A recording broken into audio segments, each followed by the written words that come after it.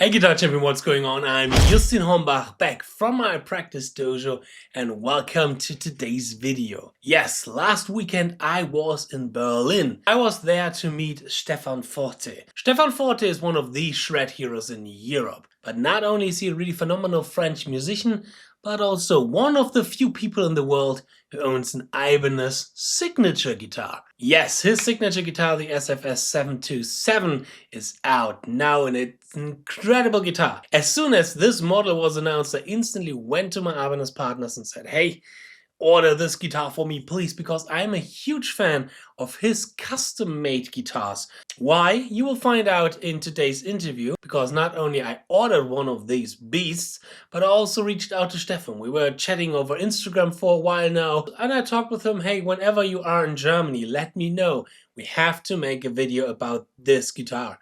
And then he wrote me, yes, I'm in Germany in a few weeks. So let's meet up there. So I got into my car, drove around 8 hours to Berlin, nearly killed somebody on a bicycle. Maybe that was a close one. And it was a really stressful day driving to Berlin, getting the hotel, getting a show, and then instantly go to the place where it was planned to have the interview. So what you see on me is not sweat. I was just basically jumping out of the shower and instantly drove to the place to film that video. Alright, before we begin, I just want to give a huge shout out for the LTMF studios in Berlin, where I could use really spontaneously their rooms to make this interview happen for you guys, the best shred community out there. So but now let's get into the video and let's find out why this guitar will probably be my future main guitar. Here we go. It's rolling, it's rolling. After 8 hours of driving, nearly getting a bicycle accident. Yes. We're finally here. Hello, Stefan. Really Hello, great Ďańszyń. to meet you, to have you here. Likewise. On this couch. Likewise. And checking out your beautiful new, not only custom-made guitar, but signature guitar. Congratulations to that. Thank you very much. That Thank is you so much. such an honor to have a signature guitar by the folks of Ibanez. It is. And today we want to talk a little bit about your history of Ibanez, your history with those kind of guitars. And I always like to go back to the beginning. So have you been a fan of Ibanez, since your teenage days, or are you grown up with the music and the style of Ibanez, or how was that history for you? Yeah, I pretty much was a big fan of Ibanez since forever, actually. It took a long time before I signed with Ibanez because I had some other deals before, but that was the dream from day one. And so my very first, how can I say, the very first guitar I loved was the S. The S, yeah. Yeah. So that's the guitar I've always wanted. And so I think it reflects in the guitars I had after that. Even with the brand I was after, I had the signature and I tried to kind of have something like similar to the S already, which was a problem with the brand I was with, because they said, you want an Ibanez, actually. That's what you want. I said, no, that's not an Ibanez. But yeah, actually, I've always loved that. Love that shape. All right. That leads me right to the next question. Why the S? Is it like an optical kind of thing, or do you really like also other benefits that the S provides you as a player? The very first one is, the aesthetic and the elegance, I think, of the S. The thinness and everything. I've always loved that. And then also it's because it's lighter, but it comes in second. I think the very first thing is the light. The look, sorry. The looks of the guitar. You got your first custom Ibanez guitar in, when was it, 2017, 2018? 16 something. 2016 already. Yeah. How did that come together? Because that cooperation, because I mean, that's basically what your signature guitar is based on. Was that, right after you've got signed, or was there like a bigger development or evolution behind it? When I signed, so it was in 2013. Part of the deal was I can really tell about the deal, but I had some customs from the 𝙤𝙤 in the deal. And so it was from the beginning of the deal, but then the development took some time. So it was, I think I had it like 2 years after, or 2 or 3 years after, yes. So this signature guitar that you now received from Ibanez and that everybody can get now, at least here in Europe. Sorry for all the Americans and South Americans and Asian guys. Maybe in the future, but now we're in Europe. For the moment, it's in Europe. Yes. Is it all the same specs like your custom-made guitar? Or is this not really. There are some different things. I had 2 custom guitars, and they are actually a bit different, both of them.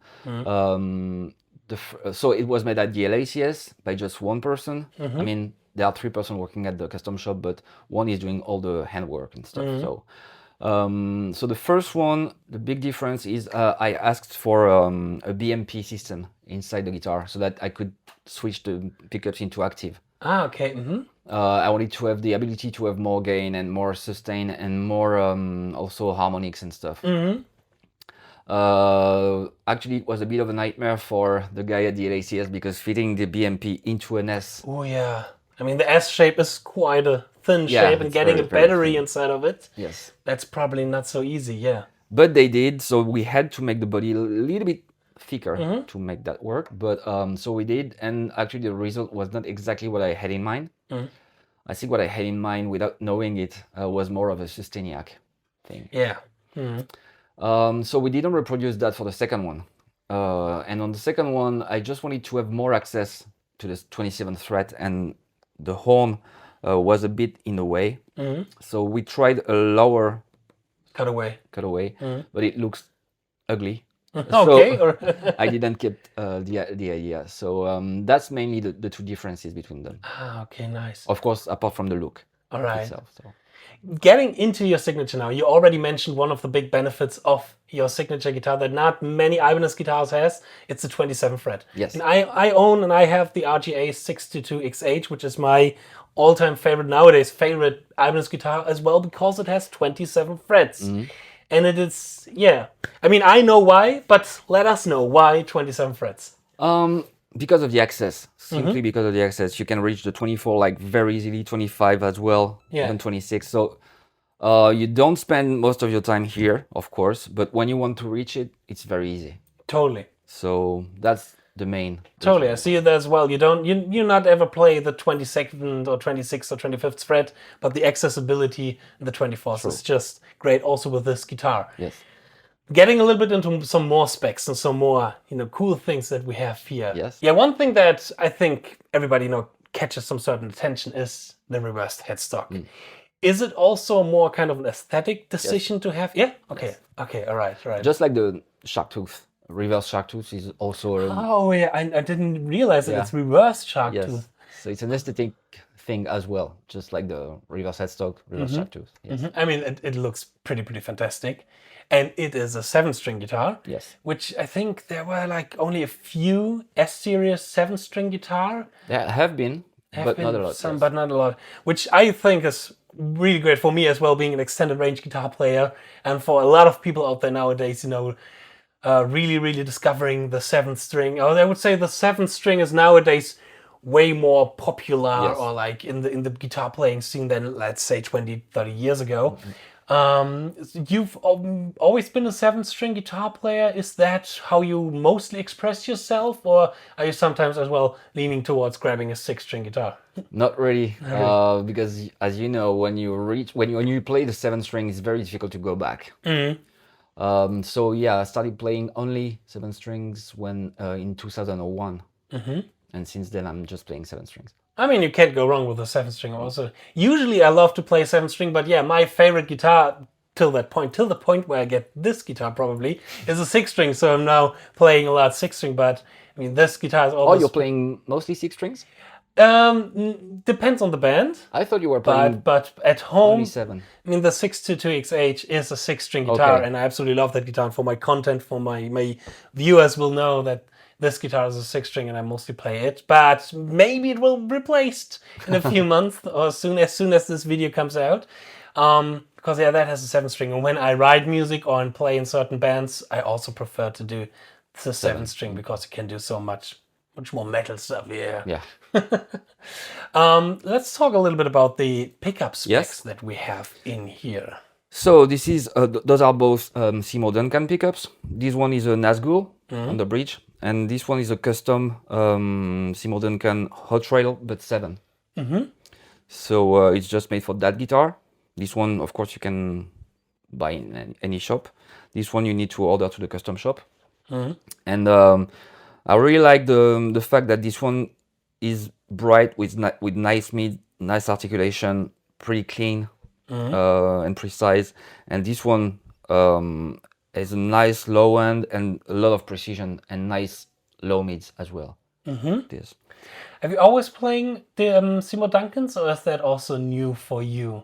Something that you wanted to try out? Because you talked about active pickups before, so have you played EMGs before that? Or I tried, of course. I'm not a big fan of active pickups. That's why I said it was a mistake to put the BMP, because I really mistaken that for the sound of the 𝙬𝙤𝙢𝙢. 𝙬𝙤𝙢𝙢, yeah. So no, not really. I prefer the sound of passive. It's more reactive. It's more how can I say? You can express more things with the passive. You can pickups. play much quieter and you have more dynamic range. Exactly. Maybe not the output, maybe not the gain and the heaviness, but a little you bit. can have some cool things. Yeah, but a lot of more kind of dynamic range when you play a little bit softer. Yeah. So and the rest is just simply a 3-way pickup switch or a 5-way? 5-way. 5-way. Yeah. So full, half, both, half and full. Ah, okay. So you're splitting the neck pickup as well with the fourth position. Yeah. Ah, right, interesting. And the volume knob a little bit out of the way for your playability. So I don't use the tone knob like most of us metal players do. And this is something I really don't like, to have the volume knob here. Totally. Because it changes the way you hold your pick, the way you're picking even. And so I asked if it was possible to move that. Yeah, totally. I also prefer to have the absolute freedom when you're playing on the higher strings. Yeah, all right. So, and we're coming to, I would say, 3 more specs that are quite important for me, and one is the bridge. Yes. We have the edge trem, but is it the 0 edge? It's the low pro edge. The low pro edge. Low pro edge 7. Oh, perfectly. So the ones I had on my customs were ZR, which were not made anymore because they are pretty expensive to make. And I like the fact that they were on bearing balls, so that the knife doesn't get used so much. And then when we started discussing about this guitar, my 𝙬𝙤𝙢𝙢𝗏 suggested that I try the low pro edge again, because I've tried in the past and I thought it was not that reactive, and I'm using the trem a lot. And he said maybe the ones you tried were not like very well set up. You should try again, and you should give it a shot. And actually, that's incredible. The reactivity of the trem is incredible. Yes. And I really love that it's a low pro. Because for me, I will try to have as much as low pros, as much as possible guitars that have a low pro, because especially for the picking stuff, the screws will not come in your way, and that's a huge benefit with the low pro trem. That's super nice. Right, and the neck, I assume for you being an absolute shred beast, the neck is probably a thin neck, or? Yes. Very thin, very flat. It's a D shape. I don't know if it can be seen. Maybe you can. Maybe let's see. So I like very flat necks. Wait, by the way, I'm now holding the guitar the first time in my hand, and there you go.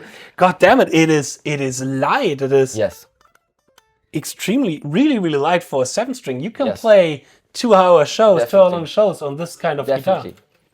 Nice. It feels like the D shape is something that we don't have too common in the S series, right? From the neck.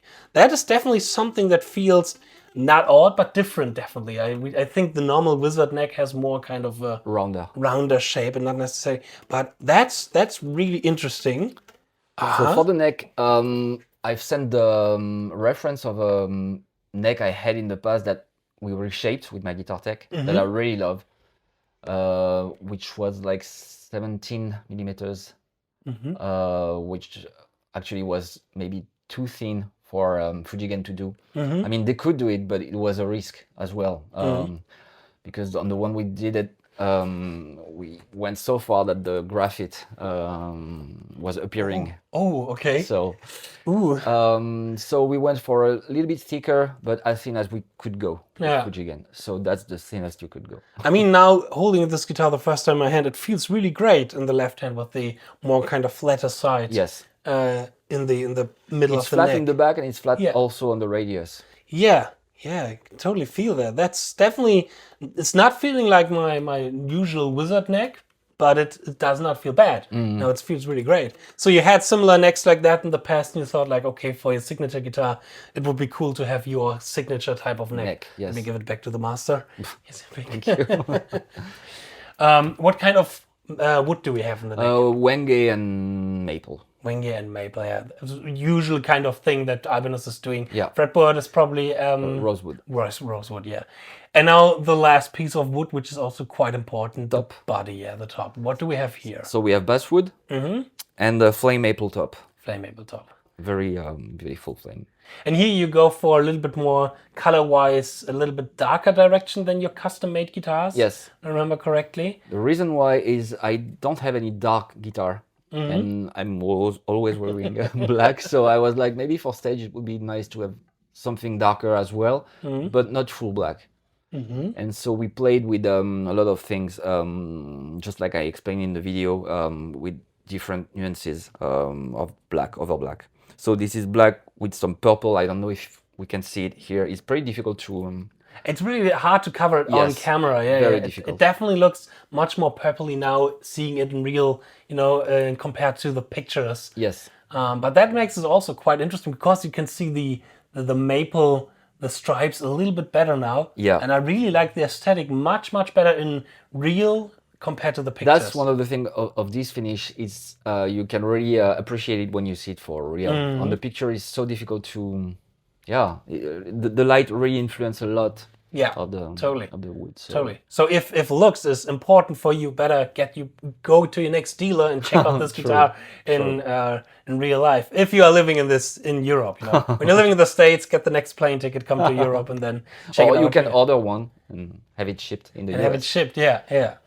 And then we have, I remember one special thing in the back of that guitar, right? Yes. So let's turn that around really quickly and let's talk about this one here. That is probably hard to catch in the camera. Yes. I will try to do some B-rolls later. Yeah, maybe that guitar. Let me try it. But yeah, let's talk about this and I will put it in B-roll then in edit. So yeah, the idea with this is actually it's a signature guitar, but I think like many other people, sometimes you love a signature guitar, but you don't want to play with the guitar of someone else. And so I didn't want to have my name anywhere where it could be visible. Yeah. So that people could also buy the guitar even if they don't like me, like I said in the video. So yeah, I thought it would be nice to have it on the back plate so that you can remove it. Yeah. Yeah, I think it's pretty cool. I like it. So we went for black over black. So you can see it in the light when the light is shining on it, but it is really subtle, which is a good thing because people will not probably know when they see this guitar right from the beginning, oh, it's a signature guitar. Exactly. Because that's a reason why a lot of players don't play signature guitars, because maybe it's a little bit... For me, for example, I don't like to play signatures when I don't have to, because I don't want to be, like the Petrucci clone or the Steve Vai clone. The fanboy. Playing the fanboy, yeah. I mean, in Mega Live, my Mega Distribute band, I have to play the Kiko guitar, which is also an S guitar, which is a much bigger body. That is really a thick body, the S from Kiko. So, and on the back I've seen it is already quite used, the guitar, a little bit used. I mean, you're probably playing it every day because it's probably your big baby now. But let us get into a little bit of the process of how you got this signature guitar and how long it took and Long. So it started in Japan. I went to Nagoya to shoot. I was in Japan, and while I was in Japan, I shot a video for Ibanez in Nagoya. And during the discussion, since there was a third custom to do with my deal, we started discussing this, and the artist relation there said, "And why not a signature guitar?" Oh, wow, nice. And I was like, How did that felt for you? And right from the moment, you know? I thought I heard it wrong. To be honest, Okay, I thought really? I heard it wrong. So I was like, did you really say what I think he said?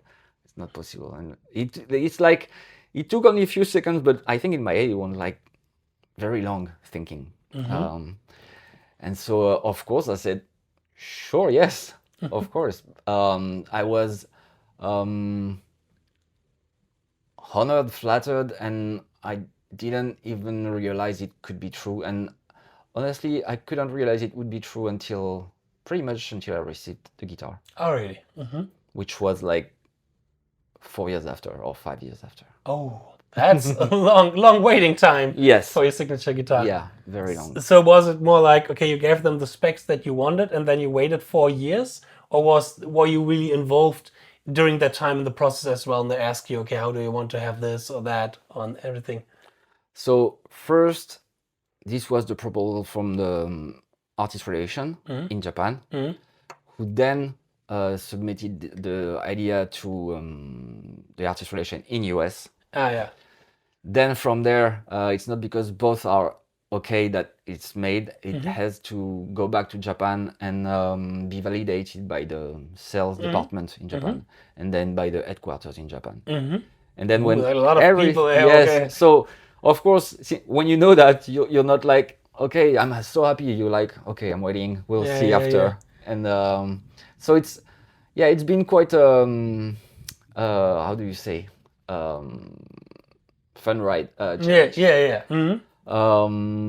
roller coaster. Roller coaster ride, of emotions, probably. Yes, during 5 years, actually. Oh, really? And so once it's validated by everyone, then we can start the process. And then the process, that was very long. We discussed the main ideas and so the main specs, and then everything is discussed then. You have a sheet with all the elements of the guitar, everything is covered from the fret to the string gauge to the everything to the. What is the string gauge that is covered in that guitar when you received it, or when you are buying this and you receive this guitar? What kind of string gauge do you have?